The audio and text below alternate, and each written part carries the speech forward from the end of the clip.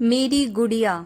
सिमी उदास मन से फोन में अपने स्वर्गवासी पति की तस्वीर को निहार रही थी।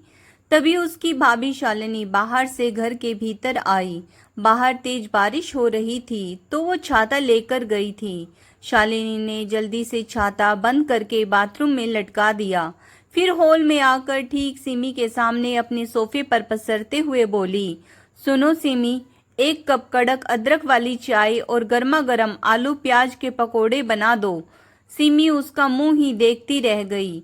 तब शालिनी झुंझलाते हुए बोली, अब ऐसे मेरा मुंह क्या देख रही हो? इतने दिनों से मैं तुम्हें बिठा कर खिला रही थी ना। देखो, अब तुम्हारे ससुराल वाले तुम्हें वहां रखना नहीं चाहते, तो रहना तो तुम्हें यही है। अब कब तक बैठकर खाओगी? घर के काम भी करो और कल से अचार पापड़ बनाकर तुम बेचने का काम शुरू करो, तभी तुम्हें रोटियां मिलेंगी। सिमी हैरान रह गई।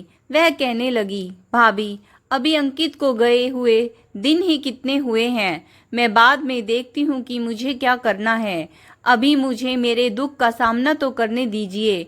तभी उसका भाई उदय भी कमरे से निकलकर बाहर आया। कमरे के अंदर से वह भी सब कुछ सुन रहा था। उदय को देखते ही शालिनी गुस्से में बोली कि आजकल कौन सी भाभी ननद को अपने घर में टिकने देती है। तो यहाँ पर आ ही गई हो तो मैं ज्यादा कुछ तो नहीं बोल रही हूँ। अभी मोहल्ले में ही अचार पापड़ बनाने का काम शुरू हुआ है। वहां पर एक औरत की जरूरत भी है जो वहां से सामान लेकर काम शुरू कर सकती है। तो मैं बात कर आई हूँ, तुम कल से काम पर चली जाओ, वरना वह जगह भर जाएगी तो पता नहीं तुम क्या ही करोगी। पढ़ाई लिखाई भी तो तुम्हारी कुछ खास हुई नहीं है, और यहाँ कोई आसपास बढ़िया कंपनी भी नहीं है जहाँ तुम काम कर सको। तो मैंने तुम्हारे लिए यही काम सोचा है, तुम कल से चली जाना। सिमी के पति को गुजरे हुए मात्र 1 महीना ही हुए थे। भाभी की ऐसी बात सुनकर उसने उम्मीद भरी नजरों से भाई की ओर देखा, लेकिन भाई ने भी कुछ नहीं कहा। तो सिमी की आंखों में आंसू आ गए। वह भरे गले से बोली, भैया, तुम कुछ ना कहोगे क्या? माना कि मम्मी पापा अब इस दुनिया में नहीं हैं, लेकिन तुम तो मेरे दुखों को समझो। यह भाभी क्या बोल रही है? क्या मेरी हालत ऐसी लग रही है कि मैं अचार और पापड़ बनाने का काम करूं? क्या इस घर में अब मुझे 2 वक्त की रोटियों के लिए भी इतना सोचना पड़ेगा? तब उदय ने कहा, हाँ मेरी गुड़िया, तुम्हारी भाभी बोल रही है तो सही ही बोल रही होगी। पति की बात सुनते ही शालिनी बीच में ही बोल पड़ी, देखा ननद जी, अब तो तुम्हारे भाई ने भी बोल दिया है, अब तो तुम्हें काम पर जाना ही होगा। उदय उसकी बात खत्म होने के बाद 2 पलों को मौन रहा, मानो अपनी बात कहने के लिए सटीक शब्द ढूंढ रहा हो। उसने धीरे से बहन के पास आकर उसके आंसू पोंछते हुए कहा, लेकिन तुम्हारा दुख भी मैं समझता हूँ मेरी गुड़िया। ऐसे समय पर तुम तो क्या, अगर मुझे कुछ हो गया रहता ना, तो तुम्हारी भाभी भी बाहर निकलकर ऐसे काम पर नहीं कर पाती। शायद तुम्हारी भाभी तुम्हारी जगह पर नहीं है ना, इसीलिए तुम्हारे दुखों को समझ नहीं पा रही है। यह सुनते ही शालिनी बौखला गई कि उदय यह क्या बोल रहे हैं। उदय ने अपनी पत्नी को गुस्से से घूरते हुए कहा, अब तुम बीच में कुछ नहीं बोलोगी, पहले मुझे अपनी बात खत्म कर लेने दो। हाँ तो सिमी, मैं यह कह रहा था कि तुम्हारी भाभी सही कह रही है। अगर उसे तुम्हें मुफ्त की रोटियां नहीं खिलानी है तो मैं इंतजाम कर देता हूँ, तुम्हें मुफ्त की रोटियां भी नहीं खानी पड़ेगी। फिर वह अपनी पत्नी की ओर पलटते हुए बोला कि मैं घर के बीच में एक दीवार खड़ी करने जा रहा हूँ। इस ओर हम लोग रहेंगे और उस तरफ सिमी रहेगी। साथ ही ऊपर के पोर्शन को वह किराए पर देगी और उसके किराए से वह अपना खर्च आराम से उठा सकती है। इसके लिए तुम्हें उसे अचार पापड़ बनाने के लिए भेजने की जरूरत नहीं है। और सिमी, तुम्हें अपने आप को संभालने के लिए जितना समय चाहिए, तुम वह समय लेकर खुद को संभालो। पापा की सोच तो पुरानी थी, उन्होंने तुम्हें पढ़ने लिखने नहीं दिया। मैं भी उस वक्त छोटा था तो कुछ कर नहीं पाया, लेकिन अब तुम दोबारा से पढ़ाई शुरू करोगी। तुम्हें यह अचार पापड़ बनाने की कोई ज़रूरत नहीं है। तुम आत्मनिर्भर तो बनोगी, लेकिन अलग तरीके से। भैया की बात सुनकर सिमी उसके गले लगकर फूट फूट कर रोने लगी और कहने लगी, भैया अभी मेरी मानसिक स्थिति ऐसी नहीं है कि मैं कुछ भी कर पाऊं। उदय का गला भर आया और वह कहने लगा, गुड़िया मुझे अच्छे से पता है कि तू किस दौर से गुजर रही है। तेरी भलाई के लिए ही मैं यह सब कुछ कर रहा हूँ। अभी तुझे ना पढ़ने की ज़रूरत है ना बाकी कुछ सोचने की। तेरे लिए मैं हूँ ना, तू चिंता मत कर। यह सब सुनकर शालिनी सक पका गई और सोचने लगी कि घर का आधा हिस्सा ऐसे ही ननद को मिल जाएगा। तो वह चापलूसी करते हुए कहने लगी, अरे मैं तो इसीलिए बोल रही थी कि सिमी का थोड़ा मन बहल जाए। अगर इसे बाहर निकलकर काम नहीं करना है तो ना सही।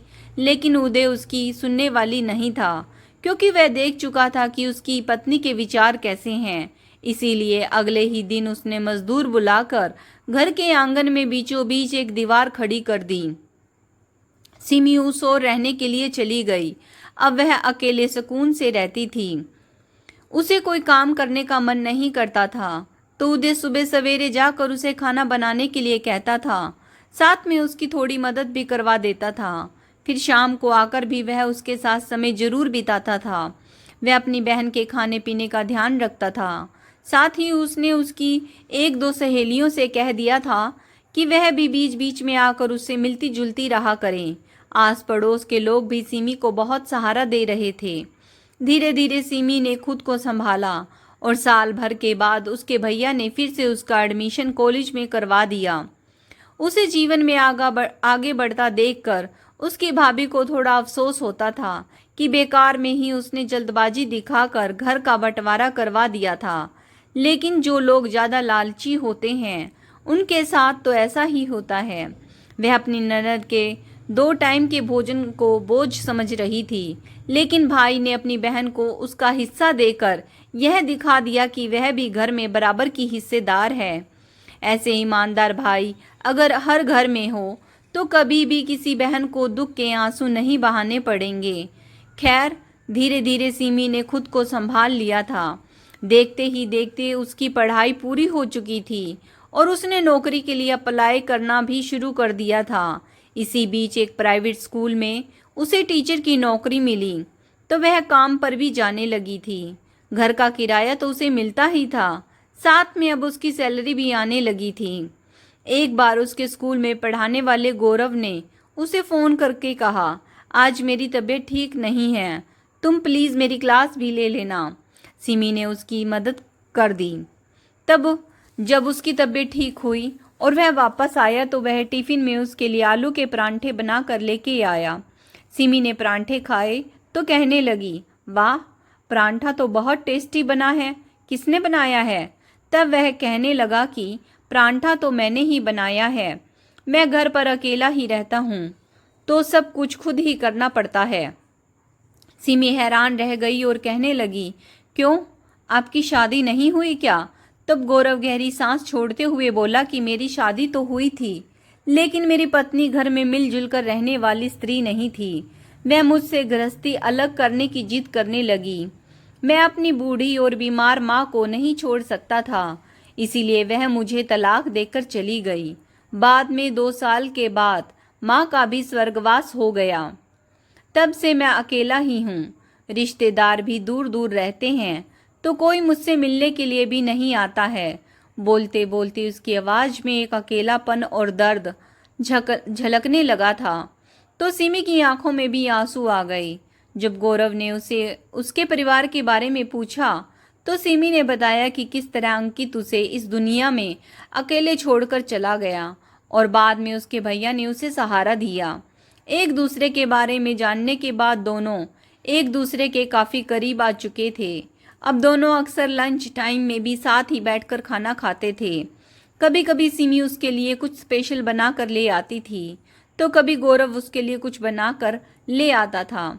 धीरे धीरे दोनों करीब आते चले गए। एक दूसरे के बारे में जानते समझते हुए 2 साल हो चुके थे। एक दिन गौरव ने सीधे सीधे उससे पूछा कि हम दोनों ही अकेले रहते हैं, तो क्यों ना हम दोनों ही जीवन के इस सफ़र में एक दूसरे का साथ दें।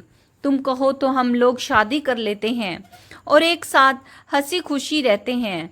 सिमी तो उसकी बात सुनकर सोच में पड़ गई, लेकिन थोड़ी देर में ही उसने मुस्कुराते हुए हाँ में गर्दन हिला दी।